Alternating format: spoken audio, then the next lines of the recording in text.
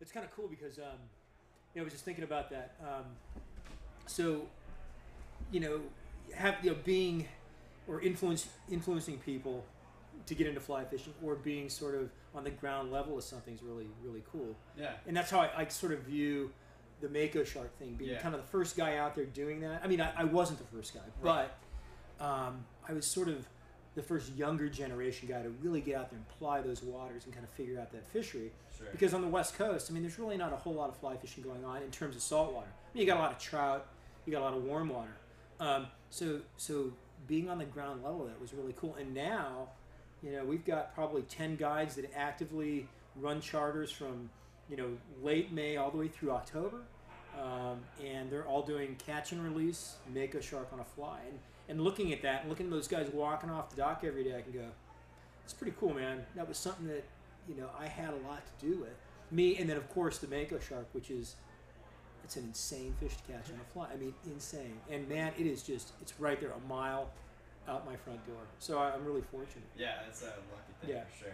But it's great to hear that because of the itinerant angler that you got into fly fishing. Isn't that crazy? Well, that's what makes it really worth it, Mm-hmm. I feel like a lot of guys in fly fishing are kind of, I don't know. I mean, some guys are really kind of snooty, and they kind of, they don't, I don't know, they're hard to approach. But, sure. Absolutely. I think that it's nice to hear that, you got into it. So, yeah, absolutely. Weird way. Like, what's, doing the show, what are you guys planning on going next year? You said you were going to do Okay, so they re-upped me for another year. Mm-hmm. So right now we're in the midst of doing this season. So I'm going to Florida at the end of next week, going to a place called Matlacha, going to fish snook and redfish. Then after that, I'm going to the Bahamas. Okay. I'm going to fish with actually Tom Rosenbauer from Orvis, targeting some big bonefish. And then after that, it's Argentina for golden dorado. And then, what comes after that? Oh, going to the Yucatan Peninsula, Holbox and Campeche for baby tarpon in Campeche, and Holbox for the giant migrating tarpon. So we'll get 2 episodes out of that. And then I'm going to do some muskie fishing in Wisconsin and Russia. I'm going to go to Russia in September. And then we'll be filling, little things in here and there. But cool.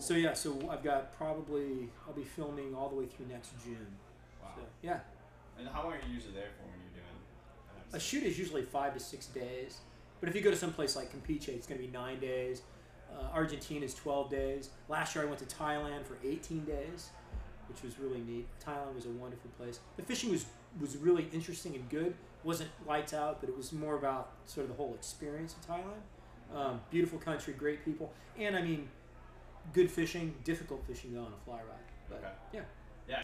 So what else are you working on? I know you've done some books or a book. Okay, so I wrote a book for Orvis called 101 Tips for the Absolute Beginner. Actually, it's the 101 Saltwater Fly Fishing Tips for the Absolute Beginner. So that was my first book, and now I'm working on a redfish book that's probably going to come out in the fall of 2013.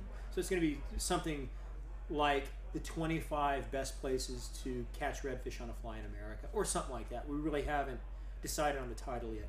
But it's going to be sort of an instructional book, but also a place to show folks where to stay, where to eat, where to get a good beer after fishing, what guides to sort of fish with, and the expectation of each of these destinations. So it's like a travel book with some, tips and things like that. Really light, nothing serious, but just to get people, interested in catching redfish on a fly. Is that with Orvis as well? No, it's with Stonefly Press. Okay. So yeah. Very cool. Yeah. Nice. And tell me the story about, you still hold the state record in Florida for the redfish? Louisiana. It's Louisiana? So yeah. Do you catch one in Mosquito Lagoon? I thought I saw. No, I've never been to Mosquito Lagoon. No. You have the state record in Louisiana? I've got the state and world record. So in 2004, I caught a redfish that was 41.65 pounds on the fly, and it was on 10 kilogram tippet. It's 20 pound, but it was a huge fish. I mean, it was the biggest one at that time ever caught. And I mean, it's a funny story because I didn't even want to keep it. I brought it in after a great battle and, made a great cast to it. And it was the last fish of the day.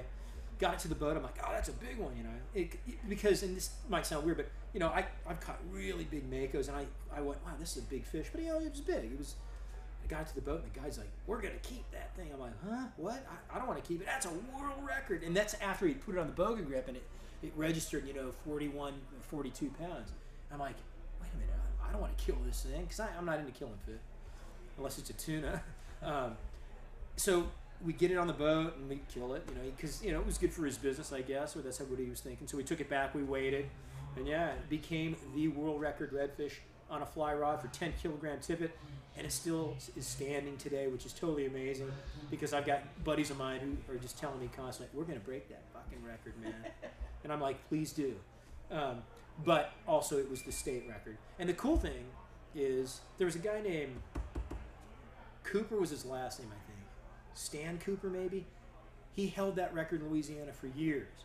2 days after I broke it, he found out that it was noted that I broke the record. He emailed me and said, "Hey, great catch, blah blah blah." So that was kind of cool. That's neat. Yeah. But yeah, it was cool. But I go down there. It's kind of neat. All these, "Hey, how you doing, Conway? You hold the state record, don't you?" I'm like, "Yep."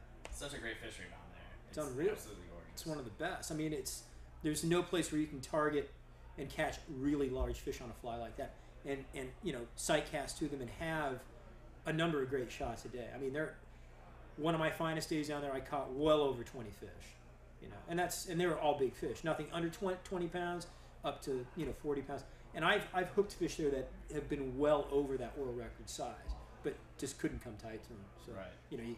You just get excited and you pull the fly out of the mouth or whatever. So you're doing a lot. I mean, you used to guide a lot, obviously. Now you're doing a lot of different stuff. Do you miss guiding? Do you want to go back to it? Do you want to keep going forward with this kind of stuff? I don't miss guiding. I don't miss managing the expectations that come with it. Mm-hmm. I found that as you sort of progress as a guide, you get, you catch more fish and you get more notoriety. The potential client's expectation is too big. And so I would get phone calls like, "Oh, so you're going to guarantee me 10 makos today?" Or, it's like, "What?" Or, "We're going to see a 300 pounder today?" And it's like, no. And then when you can't deliver that, people really, they're let down. And I think that was the hardest part for me. I didn't want to let people down. So I would stay out, until dark to try to get these people fish. And I understand that's the guiding game. So to be a guide, you have to be callous. You have to be, you have to be iron. You have to be ironclad, man, and be able to take the rejection. And I couldn't do it anymore because I really wanted to succeed for those people that were paying me to go out and try to get them that world-class fish or that fish of a lifetime. And so it came to a point where I went, I'm not having fun anymore. And that's when I just basically pulled back. But I kept the guide service going and trained a number of guys in San Diego that are still continuing on with the business, but I just don't do it. I have a set group of guys that I fish, guys that I'm comfortable with. I've fished with them for many, many years, and it's more like fishing with buddies. And we go out, we get one fish or no fish. It's like, no big deal, So that's sort of where I am. But yeah, guiding's a tough life, man. It's very difficult. As I said, guides manage expectations all day long, because people really have, or clients have, unreal expectations a lot of times. Plus, a lot of people, not a lot, but some people don't have the skills that they think they have, and so it's, I don't know. I don't guide anymore. So you're on the East Coast. Have you been out here to do some fishing before? Have you done stripers or anything like that? I did stripers last, I think it was June. Was it June? No, April. Great fishing. And it's the first time I had sight casted the stripers over hard sand and clear water, in shallow water. Because on the West Coast, my experience striper fishing was in the Sacramento Delta, throwing shooting heads and sinking lines in deeper water, and in the big sort of tidal kind of estuaries there. And no sight casting, but good volume of fish you're catching. But back here when you can sight cast to a 40-inch striper on the flats, man, there's nothing better than that. I mean, really, it is cool. Those things fight like crazy. So it was neat. And then we went out and caught a couple of bluefish. That was fun. But I really haven't delved into the bluefish false albacore thing yet. That's the next thing I really want to do. So hopefully I can do that this fall. Yeah, it's a very cool thing. You should check out the Martha's Vineyard Derby. Somebody told me, isn't it like a month-long derby? Yeah, I think it's almost 6 weeks, and people don't sleep for like the Oh, it's last 2 insane. weeks. Yeah, it's crazy. It's real cool. I also fished Block Island a couple of years ago. We were over there. We went on a surf trip to Block Island. It was great. Good surf. But I went with my wife. So during the day, she would, we would surf, and we had our son with us, and she'd surf one day, and I'd take him around the island, on the little bike, and then I'd surf the next day. But at night, when we put him to bed, I would go fishing, and I got to know some of the local guys there, and they'd say, "Oh yeah, go over to this dock or this little harbor, and fish under the lights," and that was insane. I caught some huge stripers, some big bluefish also, and there was even some false albies kind of crashing around in there. During the day, I'd see them, but that was cool. Block Island was really bitching. That's awesome. Yeah. That's awesome. So, what do you think of this show, and what's been your experience hanging out here?